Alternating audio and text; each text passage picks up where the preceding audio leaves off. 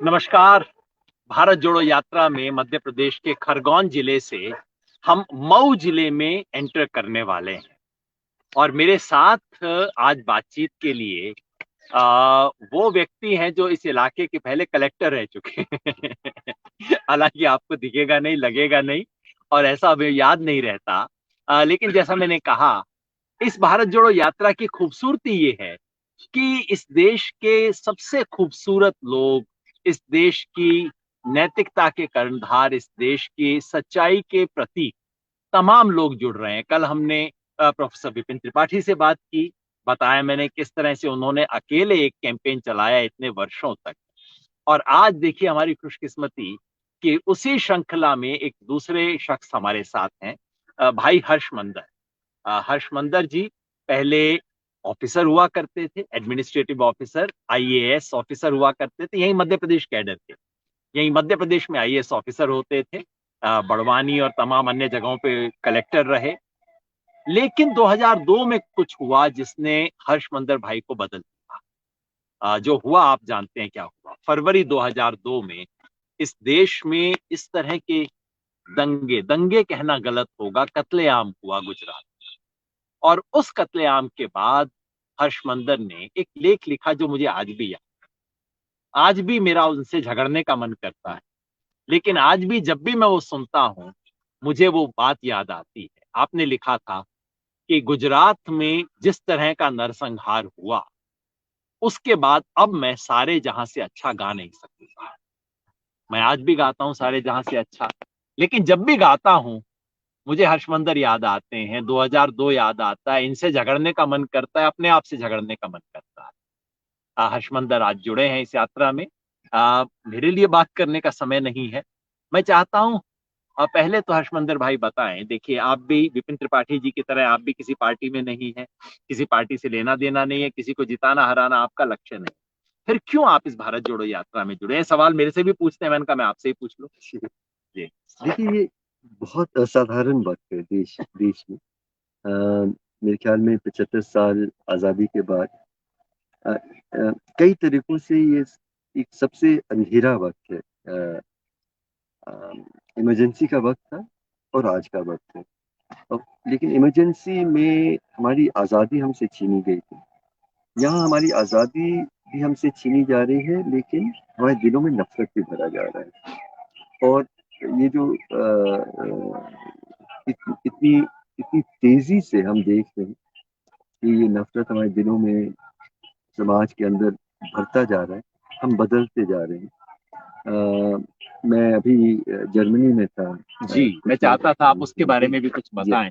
लेकिन उससे पहले, जर्मनी से पहले, तो बस बस हाँ जी, हाँ। बस हाँ। इतना फिर मैं कहना चाह रहा था कि ये आ, आज कोई एक पार्टी जीते ना जीते, चुनाव के क्या परिणाम हो, ये महत्वपूर्ण नहीं है। सवाल है कि हम किस तरह की का देश अपने बच्चों के लिए छोड़ेंगे। क्या इसमें आ- आज़ादी होगी, मोहब्बत होगा, सब धर्मों, सब जाति, सब भाषा अपने आप को बराबर के हिस्सेदार इस देश में मानेंगे, जी। या फिर एक ये बिल्कुल ही डर, नफरत पर बहुत एक अलग किस्म का देश। ये आज हम फैसला कर रहे जी। हैं और सभी फैसला कर रहे हैं। हम अपने मतलब कौन सी पार्टी को चुनेंगे, सिर्फ उसमें हम हमारे दोस्तों में, हमारे व्हाट्सएप ग्रुप में, हमारे परिवार के, हमारे जी। दोस्तों के बीच में हम जो सोशल मीडिया में देखते हैं, फिल्में देखते हैं, गाने गाते हैं, इन सब में हम ये फैसला व्यक्त कर रहे हैं। और मुझे लगा कि बहुत देर बाद एक ऐसा राजनीतिक पार्टी ने एक पहल की है हम्म। जहां वो चुनाव की बात नहीं कर रहे। जी। वो इस देश में जो ये ये बंटवारा हो रहा है जिलों के जी। अंदर, एक बंटवारा हमने अपने देश की जमीन में देखी। हाँ। 10 लाख लोगों ने, हिंदू मुसलमान सिख ने हत्या की। 1.5 करोड़ लोग घर से बेघर हुए। उजड़े। जी। मेरा अपने परिवार भी उसमें शामिल। जी। वो रावलपिंडी से हम्म। लेकिन आज हम एक अलग किस्म का बंटवारा देख रहे हैं, लाखों दिलों के अंदर बंटवारा। जी। और उस बंटवारे का सामना हम सब का फर्ज बनता है, मुझे लगता है कि ये भारत जोड़ो का की जो सोच है, वो ये चुनाव की बात नहीं हो रही है, राजनीतिक पार्टी आगे आएगी नहीं आएगी उस पे बात नहीं हो रही है। बात हो रही है कि हम लोग अ, देश को एक बार फिर जोड़ें। और कल उसका विपिन जी महत्व ने भी त्रिपाठी साहब ने भी यही कहा था कि मैं बरसों से सोच रहा था कि कोई पार्टी कभी तो इस बारे में इनिशिएटिव ले, इस सवाल को देश का सबसे बड़ा सवाल बनाए। और चूंकि कांग्रेस ने बना दिया तो मैंने कहा चलिए मैं इनको सपोर्ट करूंगा, मेरे लाख डिफरेंसेस होंगे, लेकिन कोई तो इस सवाल को देश का सवाल बना रहा है। और और पिछले 8 सालों में तो और भी ज्यादा, क्योंकि बहुत तेजी से मतलब गिरावट तो जिस तरह की कल्पना आजादी के आंदोलन में गांधी जी ने की थी, जी, जो अम्बेडकर साहब के नेतृत्व में जो संविधान में लिखा गया था, थोड़ा आप ऊंचा बोलेंगे क्योंकि पीछे से आवाज। सड़क के पास से यात्रा जा रही है। जी बीच में हमारे पास गाय और भैंसों का भी सानिध्य हमारे को मिला हुआ है, ये भी बैठी हुई है, तो हाँ, आवाज आपकी थोड़ा डूब जाएगी, आपको थोड़ा सा ऊंचा बोलना पड़ेगा जी। मैं कह रहा था कि मैं भूल गया क्या है मैं कह रहा। नहीं नहीं, हाँ, आप उसके बारे में बता रहे थे कि जो जो कोई पार्टी इसके बारे में जी, इनिशिएटिव ले। मैं कह रहा हूँ कि पिछले मतलब 8 सालों में आपने ये बताया। गिरावट तो लगातार होता आ रहा है रिश्तों में। और जो कल्पना की गई थी, जो वादा किया गया था कि हम भारत के लोग किस तरह का देश बनाएंगे, उसमें बहुत कमी रही है। हम बहुत दूर गए हैं। लेकिन पिछले 8 सालों में संविधान रहा ही नहीं, बहुत चीजें हो रही हैं। जी, लगता है कि संविधान मतलब औपचारिक रूप से तो उसको बदला नहीं गया है, लेकिन उसकी जो आत्मा है वो बिल्कुल कुचल सी गई है। राजनीतिक दलों में बहुत ज्यादा हम इंतजार कर रहे थे कि कोई खुल के आवाज उठाए कि ये इस देश के संविधान की रक्षा, इस देश की आत्मा की रक्षा हमें हमारा पहला फर्ज है। कौन अगला चुनाव जीतेगा वो पहला सवाल नहीं है। जी, लेकिन अब इतने वक्त बाद ये एक राजनीतिक दल ने ये पहल की कोई है। इनिशिएटिव लिया जी है। जी जी जी जी जी। अ, मैं आपसे जर्मनी वाली बात करना चाह रहा था, लेकिन उससे पहले हमारे सारे साथी जानना चाहेंगे कि ये एक आईएएस अफसर को, बड़े आईएएस अफसर साहब को अचानक क्या हुआ 2002 में, कि आपने नौकरी छोड़ दी, लिखा और उसके बाद पूरा आप इस कैंपेन में चले गए। वैसे हर्ष भाई के बारे में एक बात बहुत कम लोग जानते हैं, जो आपने बातचीत में इशारा किया, आप खुद एक सिख परिवार से, और पार्टीशन की जो त्रासदी है वो आपके परिवार ने झेली, और इसलिए एक पार्टीशन देखने के बाद शायद उसका असर रहा होगा। 2002 में क्या हुआ जिससे आपको, मतलब इससे पहले आपके परिवार में कोई पॉलिटिक्स का तो ट्रेंड नहीं है, जहां तक मैं जानता हूँ, आपके पिताजी भी आईएएस अफसर थे, जी। तो क्या हुआ अचानक 2002 में जिससे आपने सब कुछ बदल दिया, छोड़ दिया? देखिए मैंने लगभग 17-18 साल आईएएस में सेवा की। बहुत अच्छा मतलब मैंने बहुत कुछ सीखा, बहुत कुछ कोशिश की, बहुत सारी लड़ाइयाँ लड़ी। लेकिन संविधान के चार दीवारी के अंदर अधिकारी के पास पूरा हक है कि वो इंसाफ के लिए लड़ सके, जिद कर सके। 84 के दंगों, इंदौर में ही मैं एडिशनल कलेक्टर था। वहाँ मैंने देखा कि अब अगर मैंने तय किया कि दंगा नहीं चलेगा, आर्मी को बुलाना और 6 घंटों के अंदर शुरू से अंत तक उसको खत्म कर सकते थे। और ऐसा अधिकारी जो जो 4 साल की सेवा, जिसका कोई अनुभव भी नहीं था, जब फिर हम देखते हैं कि कई कई दिन नहीं, कई हफ्तों तक जब हिंसा चलती है जैसे गुजरात में चली, तो मुझे लगा कि 2002 में ऐसा लगा कि ये एक लड़ाई है, क्योंकि इसमें हम संविधान के ही को ही पीछे धकेलते हैं। जी, एक नए हिंदुस्तान का निर्माण की शुरुआत मैंने देखी बहुत साफ साफ। रिलीफ कैंपों में मैं एज अ वॉलंटियर गया था, जी, और लोगों की जब बातें मैंने सुनी औरतों बच्चों जिस तरह का जुल्म हुआ, तो मुझे लगा कि अब मैं इस सरकार में हिस्सा नहीं हो सकता। एक स्वतंत्र नागरिक के तौर पे मुझे ये लड़ाई लड़नी होगी। और मैंने वो लेख लिखा ट्राई माय बिलव्ड कंट्री, और कुछ दिनों बाद मैंने अपने कागज दिए कि मैं वॉलंटरी रिटायरमेंट लेना चाहता हूँ तो तत्काल प्रभाव से। और मुझे कोई रिग्रेट नहीं है। मुझे लगता है जिस दिशा में देश पिछले 20 सालों में जो मुझे डर था उससे बहुत बदतर हालत में हम पहुंचे हैं। और हम उनका जो इस देश से मोहब्बत करते हैं, इस देश के संविधान से, और जो मोहब्बत से मोहब्बत करते हैं, जी जी उसमें हम लोग सबको तय करना होगा वही कि ये लड़ाई कोई पार्टी के खिलाफ नहीं है, ये लड़ाई कोई कानून के खिलाफ नहीं है, लड़ाई ये किस तरह के देश हम अपने और दुनिया हम अपने बच्चों के लिए छोड़ना चाहते हैं उसकी है। और मुझे लगता है कि मैंने उस वक्त सही फैसला किया और आखिरी सांस तक इस लड़ाई को जारी रखा। और बहुत हिम्मत से तब से आपने अलग अलग फोरम से आपने संगठन भी बनाए, इस पे संस्थाएं खड़ी की, तमाम नौजवानों को नवयुवतियों को इसमें जोड़ा, इसका एक कारवां बनाया जिसको आपने तो कारवां मोहब्बत नाम भी दिया।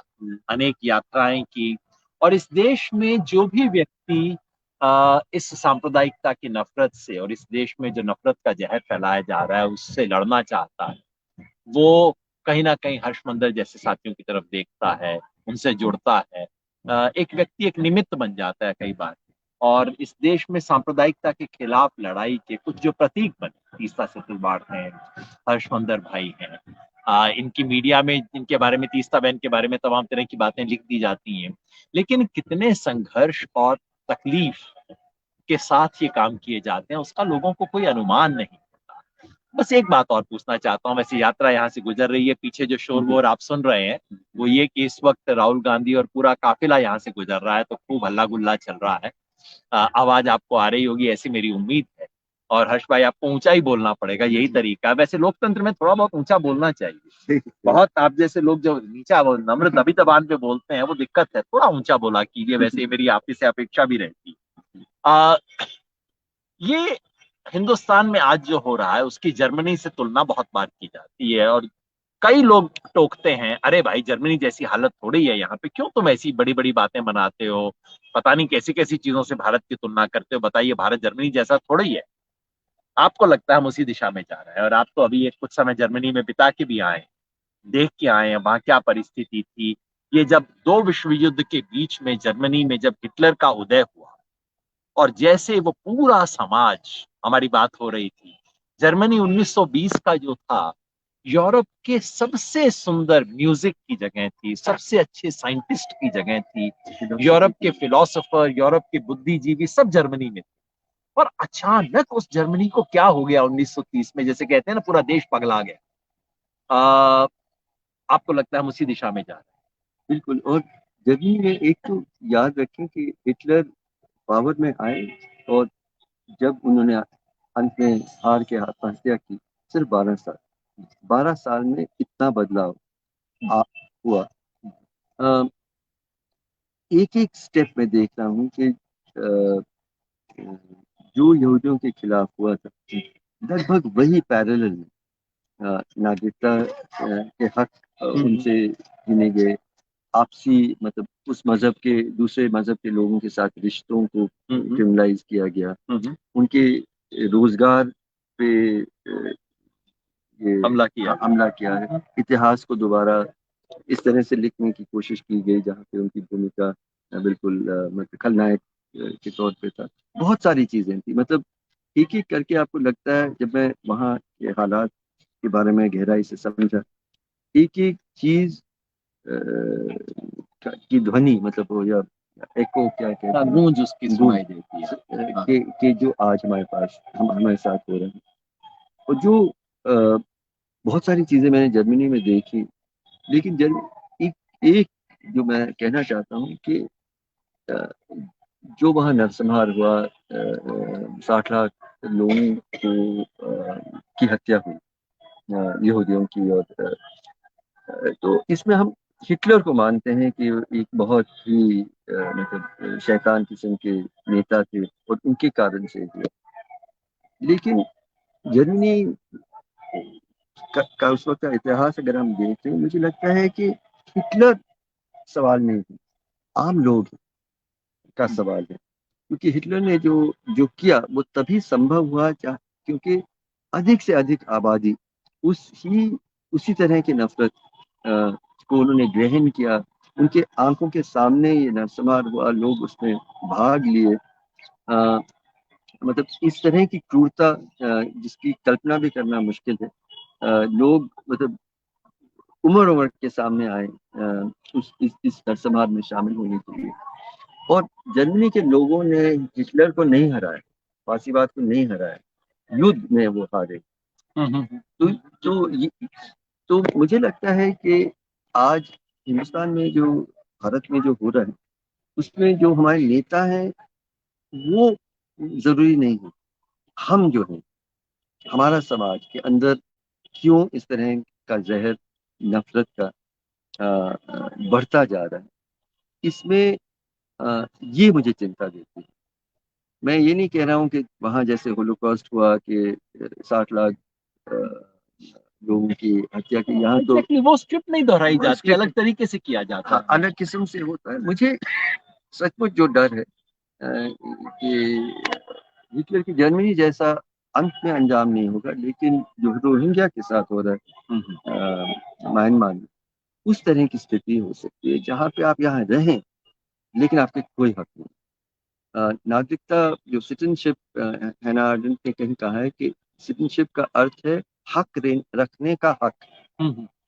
तो हक रखने का हक हमारे 20 करोड़ मुस्लिम भाई और बहन बिना हक रखने के हक इस देश में अगर रहें, और तो वही स्थिति रोहिंग्या की जो थी, उस तरह की स्थिति की ओर हम बहुत तेजी से जा रहे हैं। और अगर हम अगर 1 2 3 सालों में इसको रोकेंगे नहीं, तो ये कैसा देश होगा। अ, जर्मनी में मैं इतने सालों बाद जब वहां था, पीढ़ी ये पूछती है अपने दादा से, अपने नाना से, आपने उस वक्त क्या किया, आप जवाब दो। मुझे लगता है कि हमारे आगे की पीढ़ियां हमसे ये सवाल पूछेंगी। यही बात मैं बार बार कहता हूँ। आपने क्या किया। हम कम से कम उस जवाब देने के मतलब काबिल तो हो। मैं आजकल यही कहता हूँ, हमारा नाती पोते कभी हम रहे ना रहे पूछेंगे कि अच्छा 1920 22 24 में मेरे दादा, मेरे नाना, मेरे ताऊ थे, उन्होंने क्या किया। उस वक्त हमें अपने जूते को ना देखना पड़े, उस वक्त हम सर उठा के कह सकें जो कर सकते थे वो किया।